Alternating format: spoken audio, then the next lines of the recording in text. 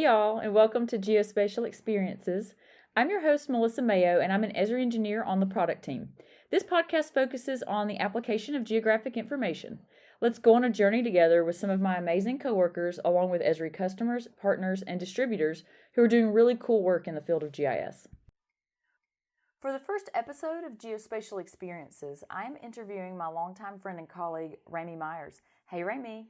Hi, Melissa. How are you? I'm doing great. How are you? I'm doing good. I'm appreciative being here. Absolutely. Thank you so much for coming on the show. I'm excited. I am too. I think this is something that's needed to happen for a long time. I think so as well. All right, so you're a product manager for Esri, correct? I am. Mm-hmm. We have worked together previously, and we've been good friends for forever, and now we're working together again in Esri. That's been awesome. Well, welcome to the podcast, and like I said before, thank you for coming on to chat with me today. I know we're going to have a great discussion, and I can't wait to dig in with you. Well, thank you. You ready? I am. Let's do it. This is the question I'm going to start everyone with as we go through this season. Tell us about your journey to GIS, your geospatial experience, if you will. How did you get here? Well, as you know, and I think everybody who knows me knows, I'm originally from South Louisiana, and I grew up every summer tracking hurricanes. And it's really interesting. When I was a kid, and I think they still do it, the banks would give out hurricane tracking charts. Oh, that's cool. So you would get the location of the hurricane from the evening weather broadcasts, and they would give you the lat and long and the wind speed, and you would plot it on a map. And I got so enthralled with that I started habitually listening to National Weather Service broadcasts. And it wasn't enough just to hear the location and the wind speed. I would track things like barometric pressure, sea temperatures. I started getting interested about weather off the coast of Africa and South America. All those things really developed trends and patterns that I thought were fascinating. That probably had a lot to do with my love of GIS. You know, I was lucky enough, my father taught me how important it is to observe the world around us. From there, I ventured off to college as a geology major, and I was probably the world's worst geology student. My dad said I majored in having a good time. Mm-hmm. Between growing up in Louisiana and getting to go hunting and fishing are important. I had the opportunity to go into Big Bend National Park, which we actually did a road trip recently. Mm-hmm. That was amazing. And studied calderas there. And I went all across the Southwest as a geology major, but it didn't work out. I wasn't very good in the classroom. And I went in the Army, where in the Army, I was in the Corps of Transportation. And once again, maps are critical. I definitely was able to hone my map reading skill and land navigation skill and really put together a good foundation of GIS, I guess, methodologies before GIS really kind of emerged as a full-blown technology. It was still, a scripted technology in AML. Mm-hmm.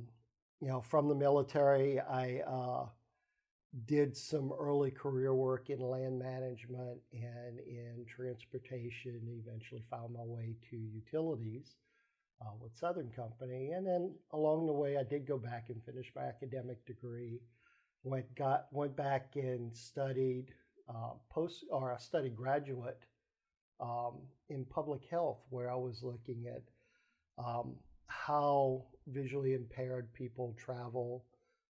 Most of my work, however, was working with the census and doing population projections, and I was involved in a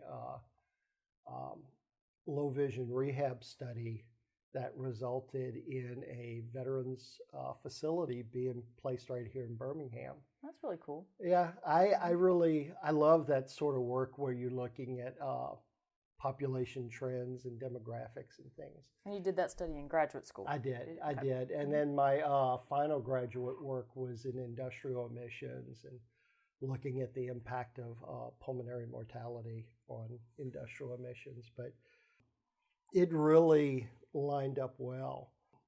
When I worked at Southern Company, I had the opportunity to do data quality work with assets, and then went over to Alabama and focused a little bit more on survey and routing, and ended up my Alabama Power career in economic development, where it feels like everything kind of came together. You're really looking at all the data points and improving community economic health, just sustainability processes. I thought that was really fascinating.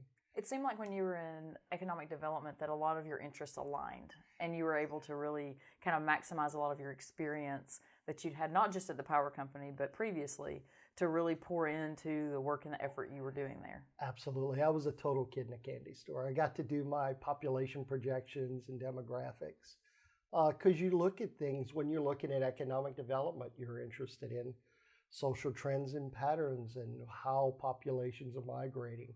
You're interested in labor and labor wages and community health. It was really fascinating. It was very socially satisfying for me to be able to help especially disadvantaged communities. That was a lot of fun. And for the listeners' benefit, we did work together at Alabama Power, and so that's why I have a lot of insight on how much he enjoyed the work there, and how all of his interests kind of aligned when he was in the economic development group. So I did. Mm-hmm. So I left Alabama Power to come to Esri in late 2017. Mm-hmm. There was a new product coming out called the Utility Network, pretty well aligned with work that we were doing in transmission together. The Utility Network doesn't feel so new anymore, does it? Oh, not at all. Not at all. It's still challenging, and it's mm-hmm. fun taking on those challenges. I love working with customers here. It's really intriguing to see, and I know we'll talk about it in the podcast, but it's intriguing to see the evolution of GIS and how things have grown and how things have changed. Mm-hmm.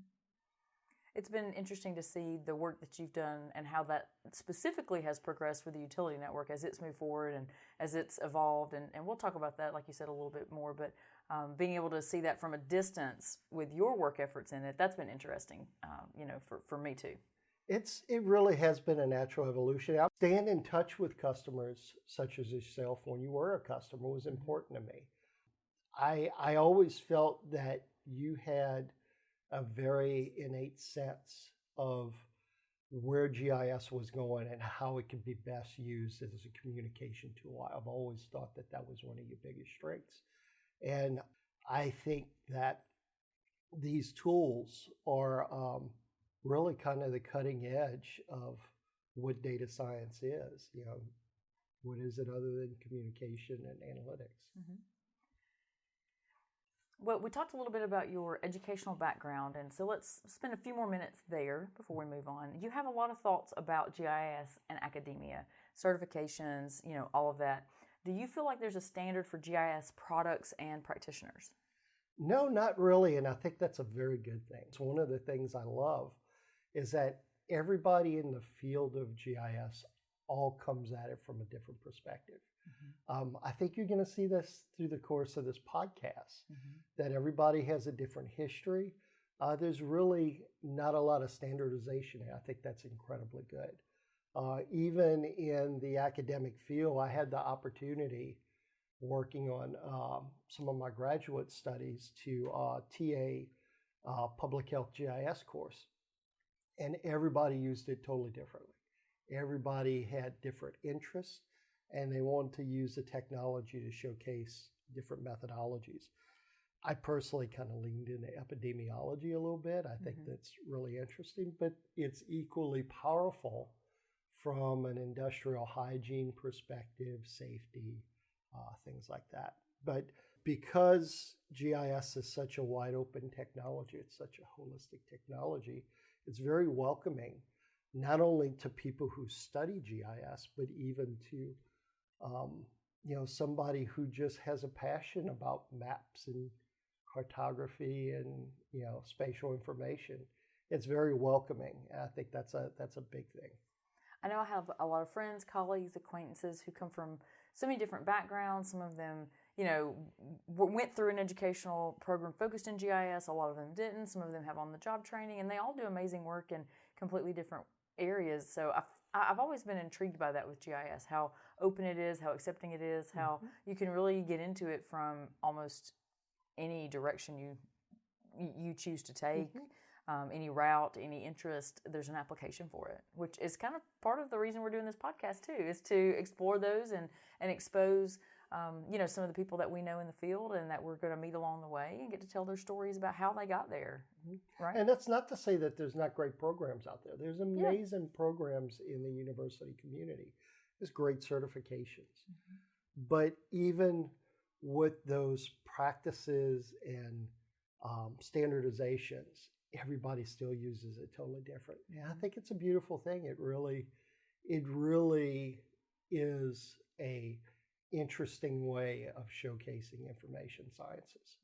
I agree completely. You enjoy exploring the theory behind geospatial topics. You think a lot about the processes behind creating maps of various types and the perspectives of the people who make them. Can you talk about that with us a little bit today? I love the theory of maps and GIS, and it really goes back to some of the early work in the 1950s where they were truly starting to look at urban design and things like sustainability way before it was really a catchword. And it was really fascinating for me to kind of read some of the theory into how suburban areas were built up. And at the end of the day, it was a function of interstates. Interstates created suburbs. And just that sort of alignment with how people think about the world around them is very fascinating to me. I went down some deep, dark rabbit holes in academic research on cognitive understanding and perception using maps. And I think that work is showcased when you go someplace like the Esri International User Conference and you see the map gallery. And you could just see maps in all forms of expression. I think it's fascinating to look at Braille maps and see how they're using textures to communicate. And one of my favorite things to see and observe is always the work that kids do, because there's always a kids section in the map gallery. And I think kids just have a really unique perspective in terms of how they represent place and space. I love the map gallery too. It's one of my favorite parts. You just get such a wide variety of different maps and different people, and you get to really see what people are trying to do in their spaces. So I love the map gallery as well. It really is theory and practice. You can really practically see, even if they're not consciously putting that thought into it, you could see the legacy of cartographic efforts going into the current maps that we show today. So let's talk about maps for a few minutes. What do you think really goes into making a beautiful map? What makes it beautiful? Do you think it's the visual aspects, the function, or something else that makes it beautiful? It's in the eye of the creator and the eye of the beholder. I could equally get interested in really data-rich maps, such as road atlases. As a kid, I loved helping my parents navigate on road trips because I thought road maps were really fun and interesting. GPS information is really interesting through digital displays. But also, there's some really great cartographic work out there. There's some very artistic work with maps. And the simple fact that it's one of the oldest forms of communication, I think it's fascinating. So when you ask me what is a beautiful map, I'm going to turn back on you and ask you, what's the function? Are you looking for beauty in terms of a static map, just something that is and is there to be admired or obtain information from? Or is it a dynamic map where people are contributing? I think all those things can be equally beautiful. I love colors and textures. Um, I'm probably a little strange in that manner because I am colorblind. Mm-hmm. But I think the way people represent and present information can be very beautiful. And it's really dependent absolutely upon the perspective of the user and the perspective of the author. And, like you said, the purpose and the intent behind the map is important as well. It's important to identify what's going to go into it, how you're going to design it, what's the use for it going to be. That's going to, lend to a lot of thought and preparation, or it should. And depending on how the author, approaches that, you're going to end up with different results based off, is it static? Is it dynamic? What are we using it for? How are we doing it? So I think it's interesting to talk through that with you. We have a guest. We do have a guest. We have a legend who just came in from outside. Thank you. So tell us about some really interesting things that you've worked on. I know you've hit on a few, but what else would you like to tell us about today? Well, I think probably the most impactful work that I've done was kind of along the lines of the population projections I was talking about. And I'd like to talk about that a little bit more. Mm-hmm. The study was called the CARES Program of 2000. And the intent was to look at the veteran populations across the U.S. So kind of go back in the Wayback Machine of 2000, you still had a pretty substantial World War II veteran population. There was still a lot of Korean vets, but the bulk of the population was in Vietnam. And the Veterans Administration knew those populations were going to be changing in the next 20 years. So we leveraged the census population projections, and we used, specifically, we were looking at pulmonary data. We used pulmonary incidence rates of things like macular degeneration to look at how these veteran population projections were going to change across the U.S., and we saw migratory patterns. And that data resulted in seven new blind visual rehab centers for the VA, one of which is right here in Birmingham, Alabama. So that's where I think that's some of the most interesting work that I've done. It sounds really interesting. Sounds like you were able to be helpful for veterans and be able to bring awareness and new analysis to a problem that was there and existed. It was really interesting what was a problem that the VA struggling with for years. Mm-hmm. They couldn't figure out how to represent and present this data. And immediately within 5 minutes, they laid the problem out to me. I was like, oh, we're going to build an animation. But how many times have you seen me mm-hmm. take temporal data and build animations of mm-hmm. them? It's something that I think aligns well with GIS. Mm-hmm. And you love to do that too. So I do. It's fun. So talk to us a little bit about the future of GIS. Where do you think it's heading and trending? We've spent a lot of time talking about technology. I think people are driving the future of GIS.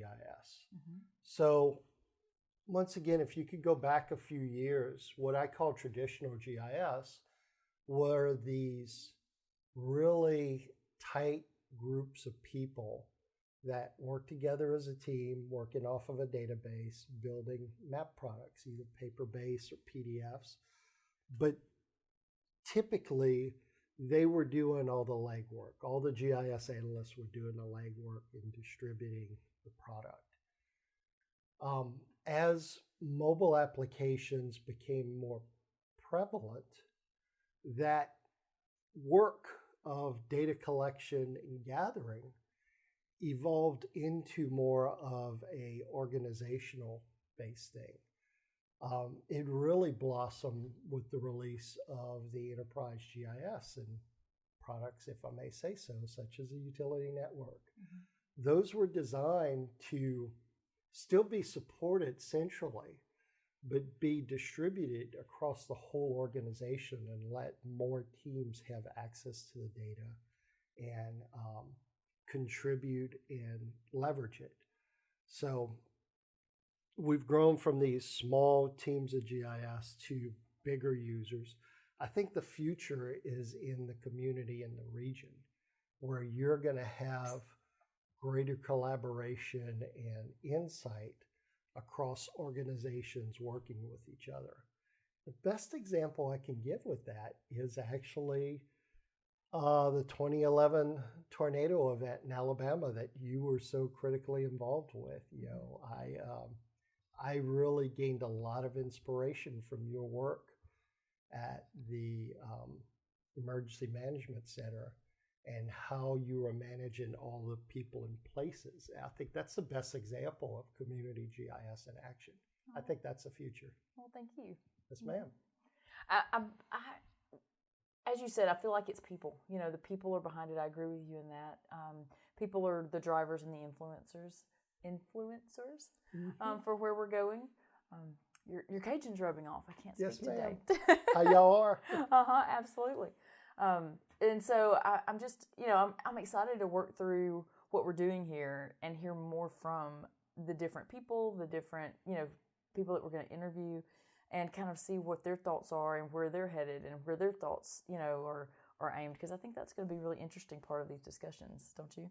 I do. I don't think it's the technology driving the people. I think the people are absolutely driving the technology. Well, they're challenging the technology in new ways every day. They're coming up with new things that they need to do with it.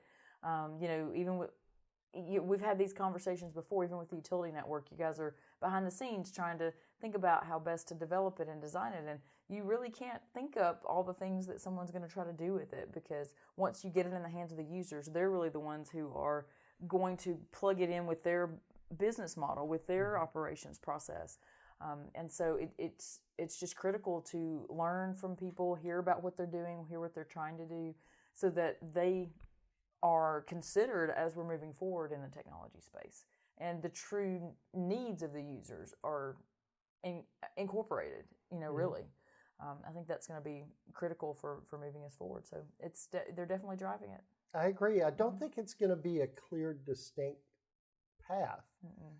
I think it's a very, the movement forward is evolving in different directions in different spaces. And I think you're seeing that, where the line is just getting blurred between GIS people and, people new to the industry who just have a passion about it. So I think it's amazing, and it's definitely going to be fun to watch. I think it's a fun time to be in the industry. It really is. I'm excited.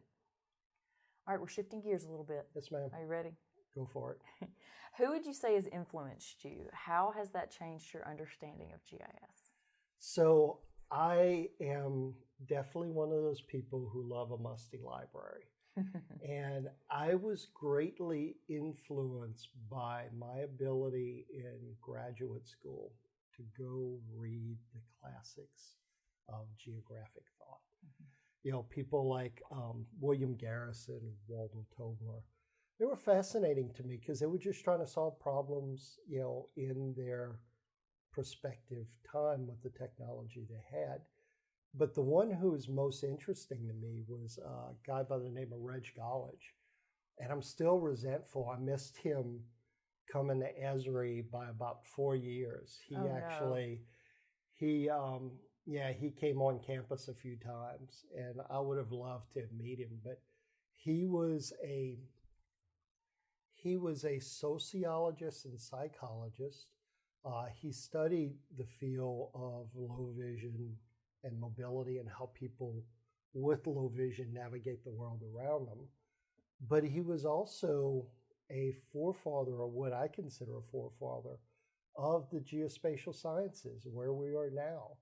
When I talk about perception and cognitive approaches of map making, that's, he did his whole career writing about that. And I thought it was fascinating.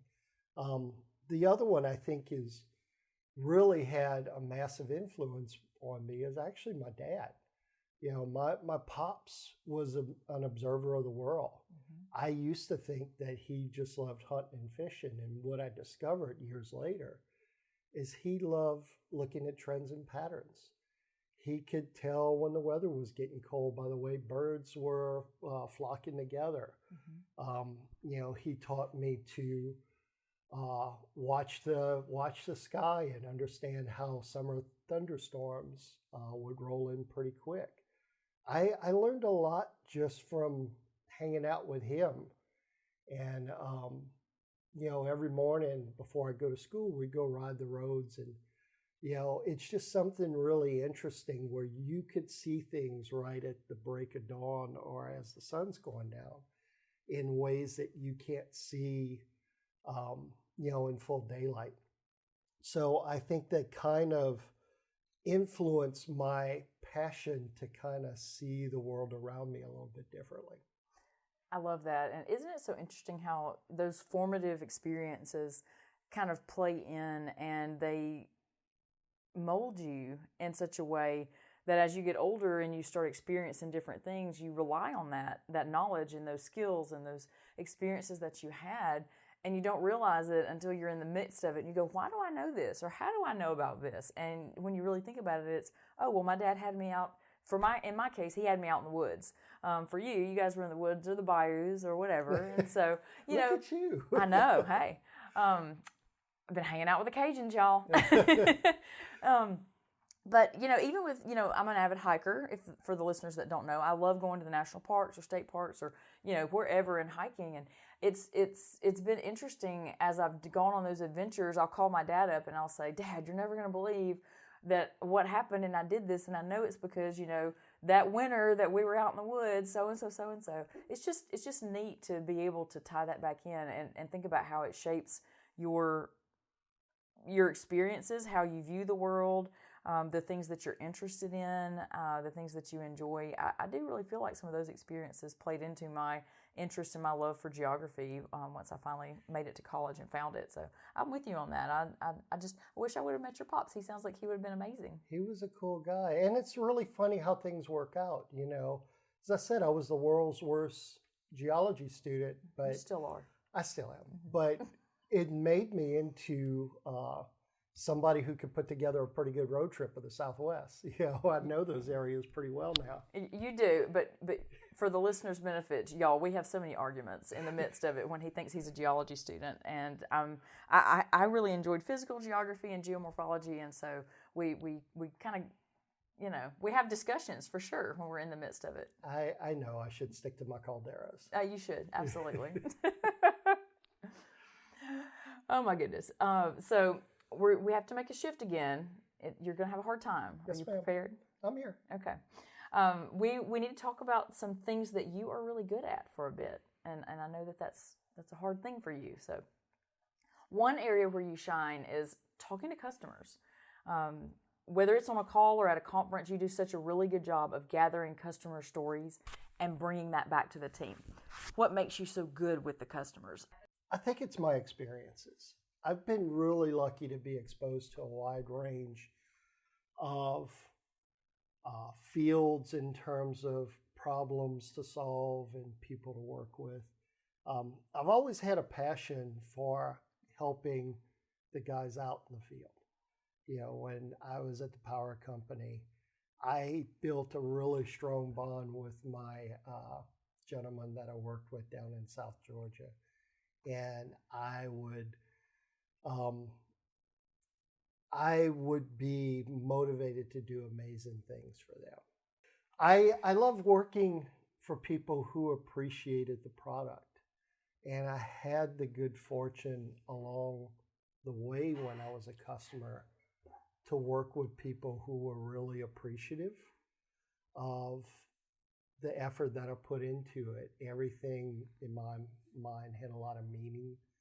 And I worked not only for some of the biggest companies that were using GIS technology, but I also spent 5 years, matter of fact, my 5 first years were as a single user in a company with no support.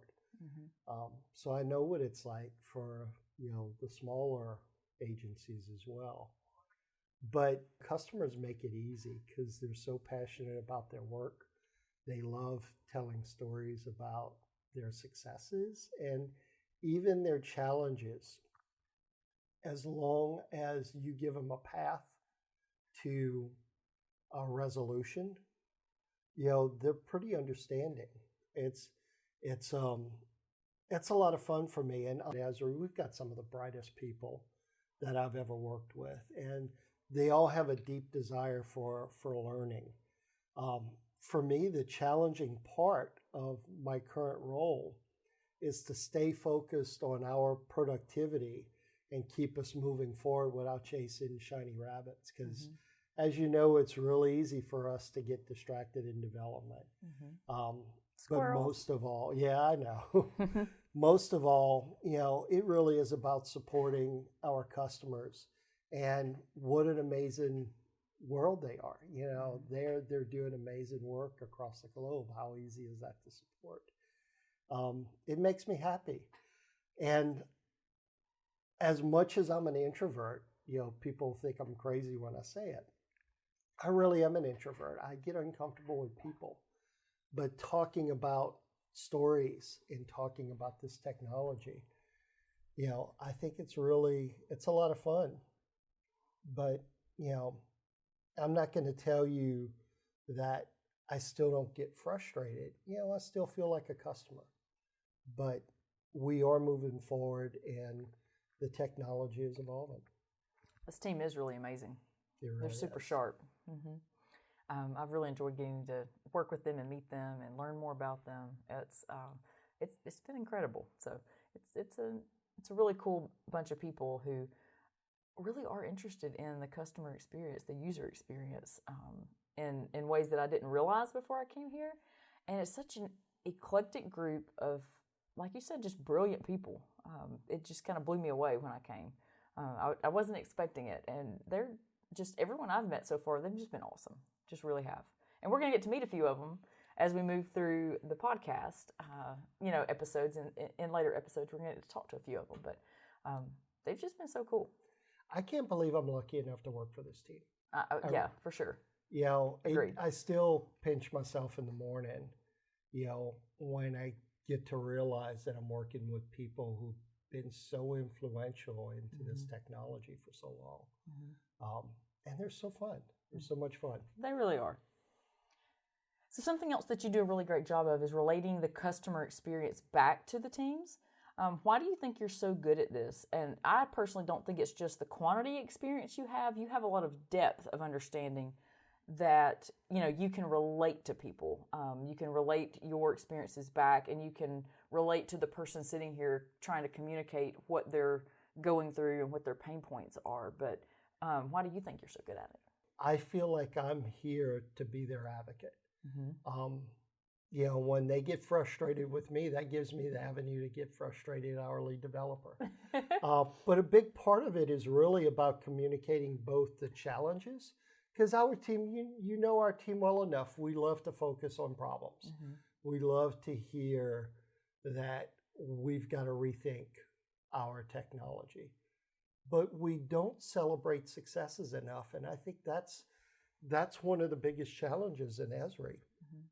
Is we put customers on stage and we talk about how customers are so good at what they do, but we don't share that necessarily with development. I think that's really what's kind of changed the role since I've been there, is I not only talk about the problems, but I talk about the opportunities too.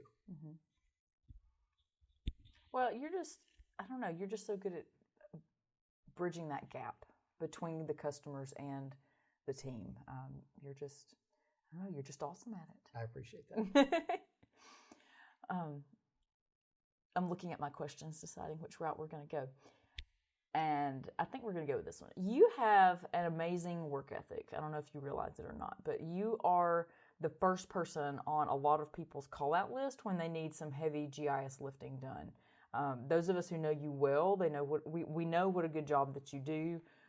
We know that you will, if at all possible, drop what you're doing to take care of what we need done and get us over whatever plateau that we're experiencing.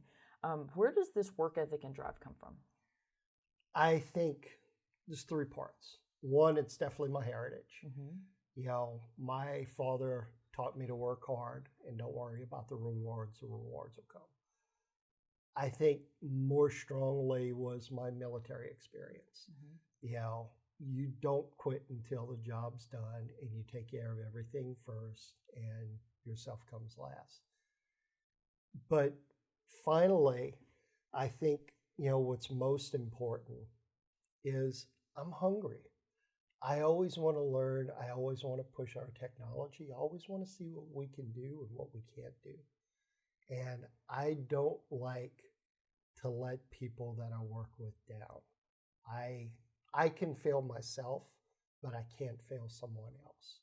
And I think that's a really big driver. I've found in my experience that you can overcome a lot of challenges by working late into the night. So that's something I recommend. It's definitely early in the morning. Early in the morning. I've got to work on my time management, but I think that really pushes me. I understand sense of urgency on the part of our customers or my coworkers, and I'm just not going to be part of the problem. I'm going to do everything I can to make things happen. Well, and I should have already said this, but thank you very much for your service. I know it makes you blush when I say it, but you mentioned it again, so I feel like I should have mentioned it at the beginning, but we do appreciate what you've done. I am very comfortable by it. My father told me when I was young, when he was still alive, he told me, my problem is that I never worked a job. He said, you always took a job to have fun. He said, I was the only knucklehead who joined the Army because he wanted to have fun. I was a geology major because I wanted to have fun on field trips. And I think it's just pervasive now. But yes, I am very uncomfortable with it. Thank you for your service. But you loved your military time. It was one of the proudest things I think you've done. So it was hard to walk away. For sure. Well, I won't make you any more uncomfortable than I already have about that. I appreciate it. All right, here we go. I'm thinking. All right, so another space that you excel at is spatial analysis and exploring the technology, pushing it to its limits, seeing what you can do with it, playing around with the analysis, all of those types of things. You love digging in and just crunching through data. What is it about the GIS technology and capabilities that you really enjoy? I've really come to love things like statistics, classifications, and relationships. And I think part of that really evolved as I fooled around with population projections. But I also love looking at trends. We've talked about observations over and over. I really love looking at how things shift over time. And GIS is so good at time-based animation or any sorts of animation. I know I drive you nuts, but every time I get a problem, if I've got any sort of temporal data, the first thing I'm going to do is crank up an animation and see trends and patterns in it. We've got you're gonna make a heat map first thing.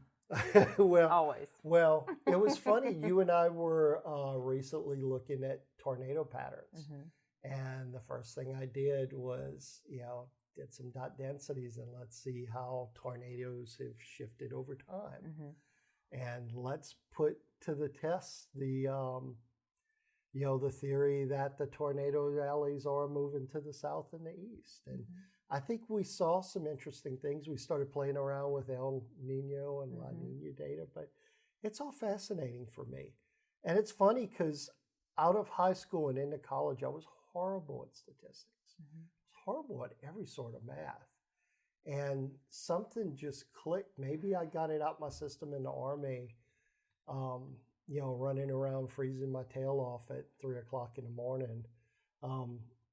But something just clicked. And it's probably one of the things I love most about GIS data is looking how things evolve over time, looking how things are clustered, and looking for relationships. I think if I ever had the chance, I would be really interested in supporting some of these R&D type think tanks, and looking at how trends and patterns impact the world around us. That would be. You know so many people at Esri, and really across the industries at various partners and customers. We can't go anywhere where we don't run into somebody that that you don't locate someone to introduce me to, which I do appreciate that. But most everybody loves you, Remi.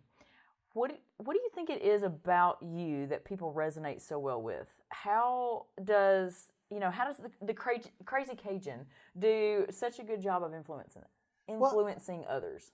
I think part of it is I love and respect all cultures. I really love to sit down and talk to people and figure out what makes them tick. When I travel, I want to learn as much as I can. I am horrible with languages, but I'm going to mess it up. I'm going to take a stab at it no matter how difficult the languages are. I love to immerse myself in the communities and to understand people's challenges. I think part of it is, the wealth of experience that I've been through, but another part of it is my insatiable knowledge for what's important to people. How do people want to make a difference, and how can I help with that? I always appreciate those challenges. And I think one of the things that I'm naturally pretty good at is thinking outside the box. I'm not very constrained in my thought. Not at all. I come up with some pretty wackadoo stuff every once in a while. And that's why we work well together. You have me to kind of rein you in a little bit. Yeah. I've got to say it again. I'm not necessarily a people person. I'm very uncomfortable around people. And I'm kind of quiet, but not so in our community. I love our community. I love the people we work with, and I love that people want to make the world a better place. I think that's the reflection that you're seeing. I was never so shocked as when I found out that you weren't super comfortable with going and talking to the rangers at the national parks, because that's always my first stop, y'all. So for the listeners, we're big national parks people, and we've gone to quite a few together. And when I go by myself as a single person, I always stop in and talk to the rangers and check in with them, find out recommendations for trails. I mean, I usually have a plan, but I just want to make sure. And this one, Remi, he's like, oh no, I never go do that. And I'm like, what is this? So it just really shocked me. And I've learned a lot about you since I've started working for Esri, because I did think you were one of those super outgoing people, because when you're at a conference and when you're in meetings, you are in this geospatial space, you are very outgoing, and you are a people person, but get you out of that and not so much. But that's also my job. My job is to give people the best experience that they can have at those conferences, at those shows. Or if I'm called into a meeting with you, I need to listen to your challenges and give you the best responses that I can, whether it's good or bad. I feel compelled to be as true to myself as I can with the people I engage with. Now, you put me in a store or you put me out in the world, and I don't want to talk to people. I don't want people asking me for help, because I don't want to tell them what I'm looking for. I don't want to go and talk to a ranger, because I've already got in my head what I want to see and what I want to do. So it's a unique experience road tripping with you. My favorite is when I do drag you up there to talk to the ranger, and then you contradict his suggestions while we're talking to him. That's my favorite. I'm a little bit of a knucklehead. You are. It's all good, though. What is it like working for such a global company with people from around the world? Not only do we have, this amazing crew of international employees on our teams that you and I work with, but we also work with distributors and partners all around the globe. I know you love this aspect of our work, and it's one I'm learning to love as well. What challenges have you seen with the international element? What is your favorite part of working with such a multicultural group? I think, like so many people that work for Esri and with Esri, the most common driver is we all want to make a difference. It's so much fun to have a global family. And honestly, I am constantly challenged on my time management because it's so easy for me to get up in the morning and talk to my friends in North Africa or the Middle East or even Eastern Europe. And then I don't want to go to bed because, Australia is coming up, late in the evening, or Japan. I love my friends in Japan and Singapore and the Philippines. My friends in India. Friends in India, absolutely. Everybody is so passionate about making their world better, and they're comfortable challenging us to make our product better, to help solve problems and successes. It's really difficult to kind of put that to bed, per se, and disengage when somebody needs your help. So yeah, I'm that crazy person that'll take a call at 2:00 in the morning, because you never know when you need it. And how nice is it to be needed? How nice is it to be needed by people from around the world, in Absolutely. fact. All right, I want you to take us behind the curtain a little bit at Esri, okay? What has been one of your biggest challenges since coming to Esri, and what is your favorite part of working for Esri? I think Esri is the most unique company I've ever worked for. It's a global company, but it feels like a family organization. Far and away, the most difficult challenge working for Esri is fighting imposter syndrome. I just can't believe that I'm here. I can't believe that I have the opportunity to work with the people I work with. And it's an amazing blessing. It really is. But often I don't feel like I'm in the same league as my peers.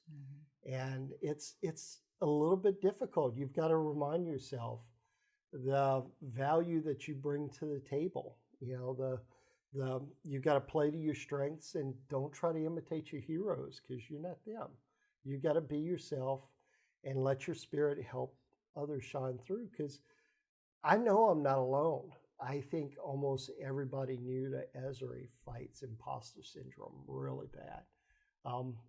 But with all that said, I'm not going to give up being a fanboy. I love fanboying this company. I love, the opportunity I have getting to work with people that I've respected and admired for so many years. I think that's awesome.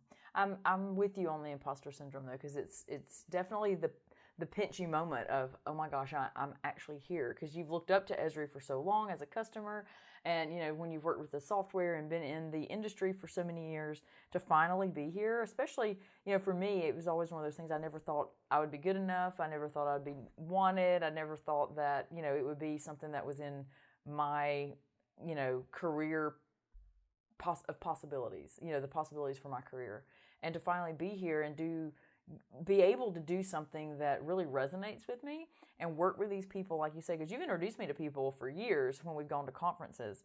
But even just down to the fact of when I'm on campus and I'm in the cafe and I see Jack come through, you're just like, am I really here?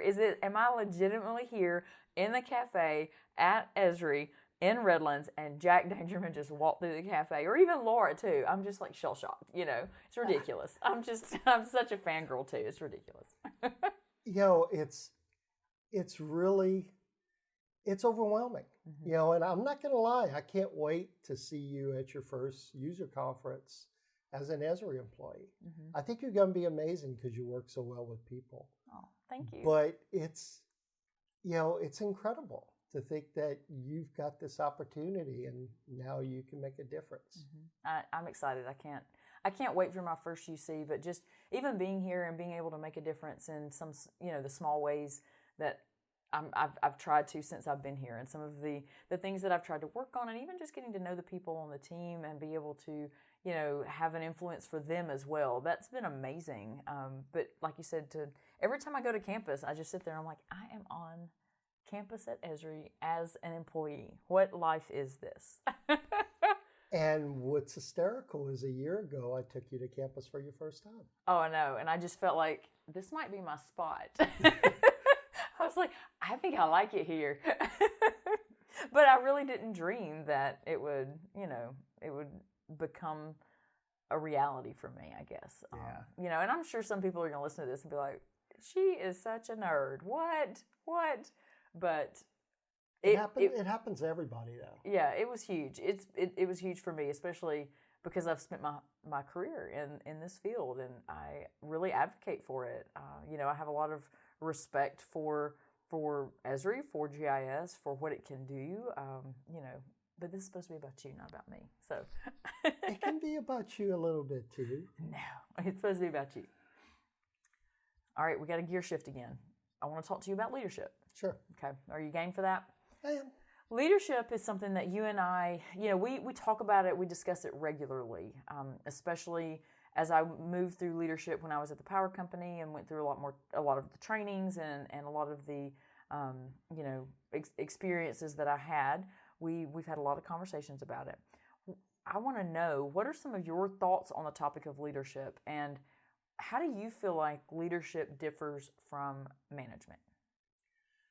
Wow, you're killing me. I know. I've always felt that I attended and participated in the greatest leadership incubation program, that being the U.S. Army. Mm-hmm. I was taught how to inspire and motivate people without using status or rank, and I cut my leadership teeth on some absolute knuckleheads that challenge me each and every day. Leadership is a function of both respect and communication, whereas management is more of a form of direction and follow-up.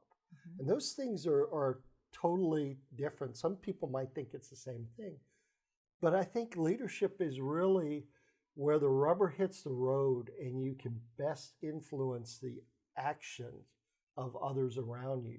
Whereas management is more of a function of having really good people that know their job, who believe in you and can deliver.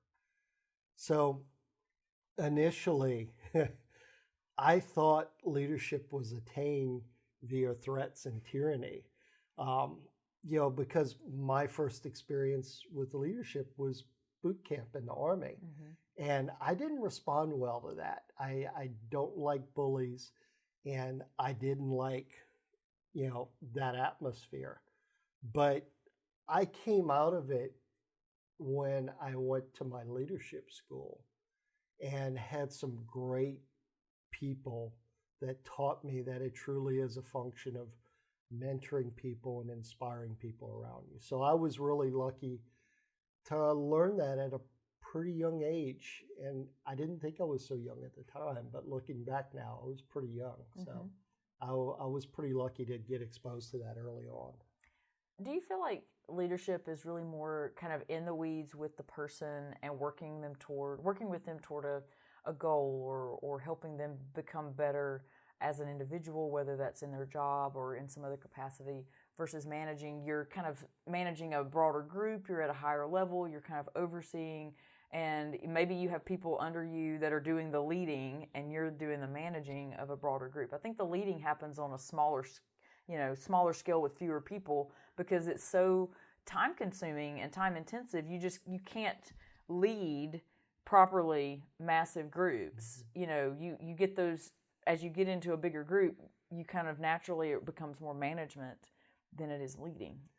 Well, I think the key difference is when you're leading, you're really more in a mentorship role. Mm-hmm. You are really personally responsible for bringing people up, for helping guide them and helping them be successful. When you're talking about management, it really is about putting dots on a board and directing people. So, naturally leadership is, and it's defined in the military by small unit organizations. Mm-hmm.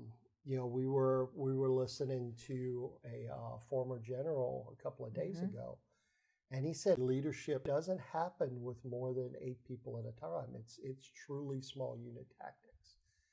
And I was lucky enough, my time in the military was mostly in that small unit. I never grew beyond having, a squad of 8 to 10 people.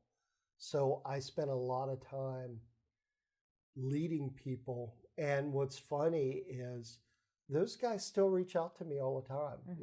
I didn't realize the impact that I had on them.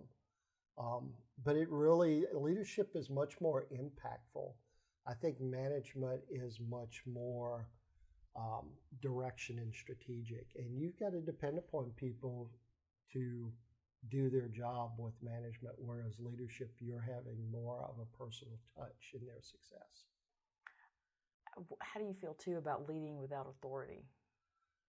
It can be done. It happens all the time. You could see that in kids in a playground. There is always an alpha in a group. The challenging thing is we are brought up to perceive that authority makes leadership.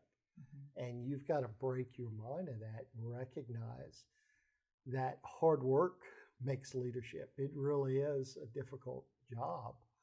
And it's a humbling job because it's really hard to get right. It takes a lot of effort.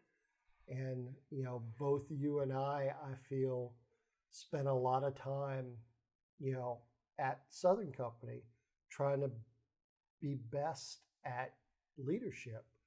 But I've always felt that you were a better natural leader and I was a little bit more of a manager because I just didn't put in the effort that you did. Well, thank you. I did try, I'm sure that some of the people that work for me, they may or may not agree. I don't know.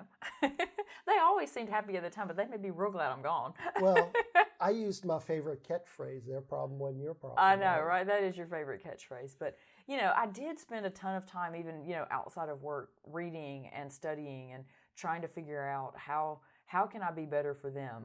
How can I be a better leader for them? I always wanted to be a leader, not a manager, because I just wanted to have the impact that I could. I wanted to take care of them as best I could. I felt like from a leadership position, I could really get them what they needed. I could build them up, help them grow, help them, establish themselves and establish their own rapport in the field in a better way. And so I've always enjoyed working on that and studying that, and I still, I share things back and forth with you all the time, so it's still something that I study and think about because of the fact that you can lead people without authority. And there's, we have groups of people here that I'm working with all the time, and if I'm going to have an influence, if I'm going to be working with them, if we're going to be doing projects together, I want to be able to navigate those waters effectively.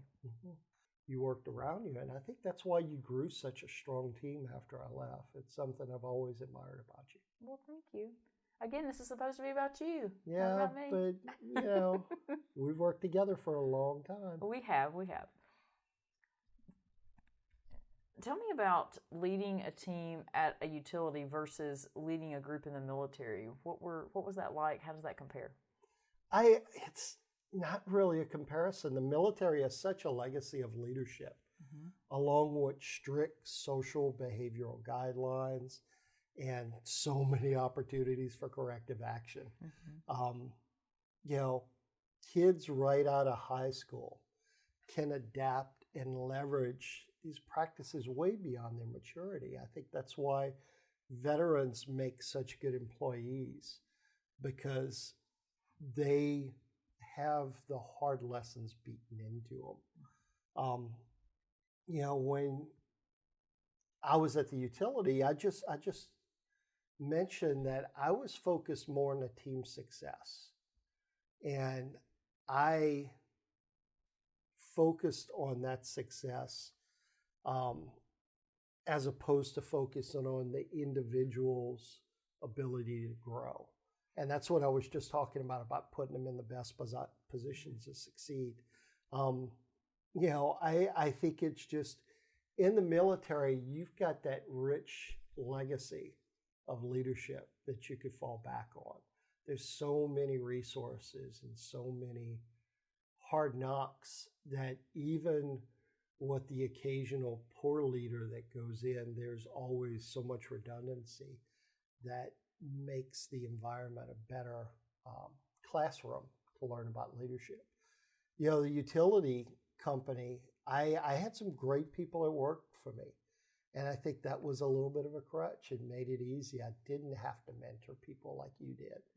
And now I was bringing in people as you and I transition roles. But, you know, it's just, it's a different mentality. I think kind of going back to the utility that you and I came from, Alabama Power, in a parallel role, Alabama Power's got an incredible legacy in GIS, going back to the 80s. They do. It was funny, before I left, I was kind of thinking about all the GIS people that came out, and I kind of came to see myself as like a third generation GIS analyst, and you would be like a fifth or sixth.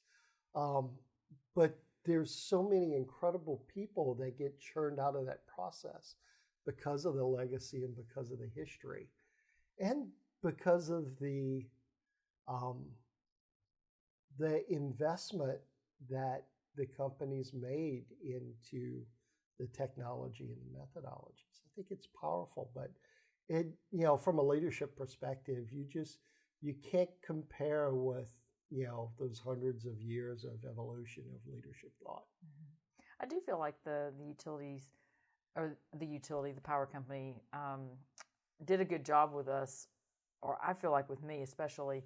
I had a lot of opportunity for leadership training, and they really encouraged, you know, us to do training and to learn more, and they would send us through a variety of different leadership programs. And you know, I do feel like that was one of the areas that I learned a lot from being at the power company and being in that arena.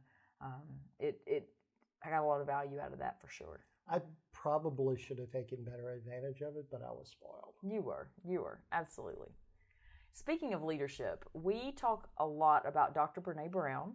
Her teachings resonated, of course, with me when I was in grad school and even moving on into the power company. They resonated with you more than I anticipated, that you feel like are really important for leaders to know. I think what hit home for me was her humility and wisdom. They really shine through all of her discussions. She really puts a personal touch into the things that she's researching. It's not just an objective thing, it's subjective to her. And I don't always agree with her perspectives, but she really tries to understand the world around her. And I think she does her very best to make a difference. I think she would be an amazing geographer, to be honest with you. I think she would, yeah. She could still study her field, but put in, you know, spatial relevance. I told you I'm from South Louisiana. You put in that spatial aspect into her studies, and I think that would make for a powerful, you know, convergence of thought. But I think the most important part of her leadership is the fact that she recognizes that not every chip is going to fall into place. And failing early and failing often are, you know, sometimes critical aspects of leadership. She says all the time, embrace the suck, for sure. So she definitely resonates with me on a lot of different levels. You know, she talks about topics like clear as kind, and, you know, being able to communicate your vision and what you need to your people and the people that work for you, and how beneficial that is for them, and just so many things. Speaking of fangirls, I'm a total Dr. Brene Brown fangirl for sure. So we could do a whole podcast series on her teachings. Maybe we need to connect with her. That'd be amazing. We need to. She's right there in Houston. It's just right there. I know, but I mean, just think about what we could do. You know, if we could connect and, you know, work with her from, you know, she has all this data. I mean, she's been researching for 20 plus years with all of this data that she's used in her vulnerability studies and everything that she's put into. And then if we bring, you know, we could bring the geospatial component to it, you know, that would be next level, I feel like, for her research. I mean, not that she doesn't have great plans. Not that she doesn't have amazing things, but Simply adding on to your research, you add culture into vulnerability. And that takes it to a whole interesting aspect. And then you put space and place into it. Man, how cool would that be? Brene, we're here for you.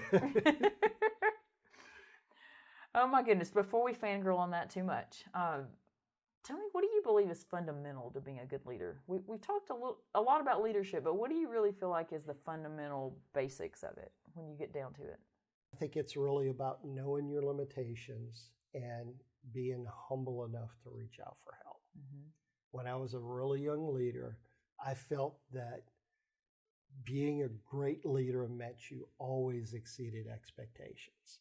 And those unrealistic expectations trickled down on your team. It caused a lot of communication and frustration, or it would lead to exhaustion, which would definitely bring about failure. You've got to be willing to seek out guidance to continue to constantly self-educate and maintain reasonable expectations. I don't think that people who are not in leadership roles realize what a personal sacrifice it is to take on the responsibility of being a leader. It's pretty tough. And it's something you've got to be truly invested into it. Definitely can weigh on you. What do you think about knowing your people and building that trust factor with them? How do you think that plays into kind of those foundations for being a good leader? Absolutely. Knowing your people is all about, or you've got to know your people to mentor your people. In a company such as Esri, we are so culturally diverse. We have people from different nationalities. Most of the people on the development team, English is their second language, even without my joking about English being my second language. And you've got to really understand those cultural norms and beliefs and values to be able to apply that.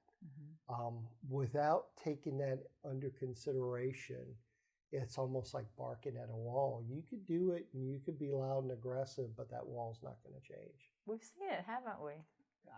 You could say that. Okay, I want to circle back for a minute and reflect on your journey to GIS. It was a little unconventional, to say the least, wouldn't you say?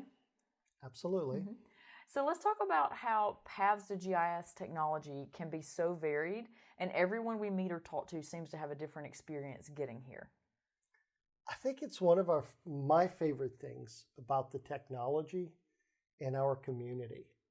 For every solution in GIS, there's like 20 ways to get there, right? It's like observing art or reading a book. Everybody has their own perspective. And for me, the journey is as equally interesting as the outcome is. I think the thing that we all have in common is passion and dedication. And because of these open parameters, our community is incredibly inclusive and diverse. It's just like all you got to do is go to the International User Conference and see all the attendees. And people love being there. It's really one of I don't think Disney's the happiest place on earth. No, it's got to be the UC. Absolutely. We love it. We love being there. I had the opportunity my first year at Esri to get on stage. And it was the most welcoming experience. People were so happy to see me up there. And I felt so connected. I was just talking to, 18,000 of my closest friends. You did a great job. I was so proud to see you up there. I was so excited for you because that's a huge, accomplishment. That's a huge, thing. And to be able to be up there, and really the purpose, your intent for being up there was to communicate a message. You really wanted to be able to help people and share, some guidance and vision and do some explaining around the utility network. And you really wanted to help people. And that came through, I think. I was super proud to see you up there. I appreciate that. You did a great job. What I'm hearing you say, though, is that everyone has a different path. They have different perceptions and different methods to solve problems. Is that correct? There's no doubt. And each one of these paths are so interesting to hear about, so interesting to learn and observe. I think that's what makes our industry so much fun to participate in. And I think that's what makes our coworkers, our distributors, our partners, and especially our customers so much fun to participate with. Isn't it super interesting, though, to stumble upon a new use case or something you didn't think about, or encounter someone who's doing something that, we know that GIS has limitless capabilities and limitless applications and, just never ending use cases. But when you run across somebody that's doing something that you just sit there and go, I would have never thought about that. How cool is that? Is that not just super fun? It's amazing. And how much fun is it to show that appreciation to the author of the product? They're always so excited to talk about their work. It goes back to the map gallery. It goes back to sitting in paper sessions and seeing people sometimes for the first time getting in front of an audience and showing off their hard work. It's so cool. I don't think it could ever get old. I just don't. I don't either. I love it. Every time I encounter someone new or listen to something interesting and get to talk to the person, I just love it even more. Okay, we want to discuss applied geography. Are you game for that? Yes, ma'am. Tell me, what does applied geography mean to you? Tell me your thoughts about our team and why what we do is so important. So, applied geography is a concept where, in my mind, GIS principles and practices can be cross-pollinated over our entire user base. Not just, you and I work with utilities, but it really can be cross-pollinated everywhere. Not only all of our customers in every industry, but every technology that we have. I see it as a place really where ideas can meet innovation and how we can enable greater information sharing and collaboration across communities and workforces. And I think it really is about that ideation, thinking about how we can brainstorm new ideas, how we can use our technologies in new and innovative ways, or help customers increase the return on investment. Information in data science is incredibly expensive. And the more that we can help customers justify the use of it, justify the technology, and even justify their travel to conferences to learn and grow, I think that's going to make our entire community a better place. One thing that I love so much about it is the concept behind applying geographic processes and principles and thought from one industry to another. To be able to take an example that someone has done to solve a problem in their space and in their arena, and be able to take it and convert it to where someone in a completely different field and a completely different use case, but they're trying to solve a similar problem, they can take that and adjust it and tweak it for what they need to do, but their eyes are opened in a way that it wouldn't have been had they just stayed with looking at things in their own industry and in their own field. I hope that makes sense. But I think it does. I love the fact that it's so, I'm going to say fluid, in the sense that you can look at something and, okay, they did that in a utility space, but I'm in a biology space over here, but I need something similar to that. How can I apply that over here? Or I'm in the national park space, or, I'm in fill in the blank space, but I've seen this example and my gears are turning now, and I want to figure out how can I do that over here in my job, in my field, in my, in my arena, essentially. See, Brene and I, the arena. Loving it. Loving it. So this podcast really is a reflection of our applied geography efforts. We mentioned our road trips, and we schemed this up during a road trip, and it's evolved since then. What do you think is important about what we're doing with the podcast, and where do you see our podcast heading? I think what I'm most excited about is that you're going to hear some amazing stories from people in our diverse community. It's a pattern of communication I really wish that I had access to when I was learning about GIS, learning about the technology, learning about the community. And honestly, I hope this is a way that we can reach out to our global community and really encourage that idea sharing amongst everyone. I think that's awesome. I really hope that this is a podcast that not just the geographers and the GIS people enjoy listening to, but the engineers and the biologists and the glaciologists and the managers and the supervisors and the executives. I hope it runs the gamut for people that enjoy hearing about people's stories, about their journeys, how they got to GIS, their experiences, of course. But I hope that resonates with people so they can see the value of GIS, how it applies across so many industries.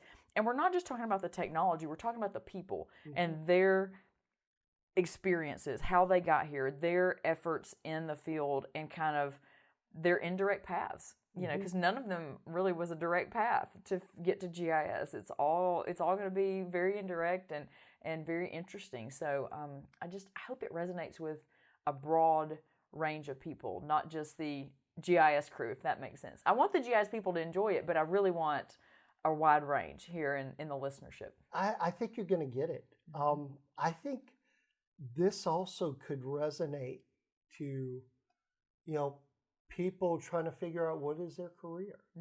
You don't have to major in GIS. It's what I call an augmented technology. It can be applied to almost every science, every field, every career. It just spatially enhancing information gives you more insight and has the ability to provide better communication tools as a visual output. And I think that's just fascinating. How interesting would it be if we start seeing GIS used in some of the fields that it hasn't really been considered before? What if it gets into maybe some of those, psychology spaces and Dr. Brown's research space and just some other areas because of people, I don't want to say because of them finding the podcast, but if they find the podcast and it gets their gears turning, even better, right? Yeah. Go back in time, and maps have been relevant across history. You can read about philosophers, and the essence of their thought is place and space. You go back and you look at the earliest discoveries, and cartographers were so influential. They can tell a positive story, or they can lie. They can mislead people. How to lie with maps. How to lie with maps. I think it's fascinating, and I think it's been pervasive. I think sometimes we just don't necessarily see it as such, and maybe it's just me being a map geek.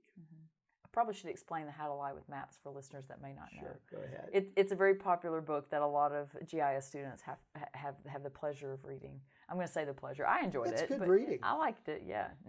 So if you haven't been exposed to it, it is an interesting read, and it does discuss kind of how you can utilize the tools and the technology at your disposal to be able to tell the story if you want in the fashion that you want. I guess to is make a good way things to say. more favorable or less favorable depending upon your opinion.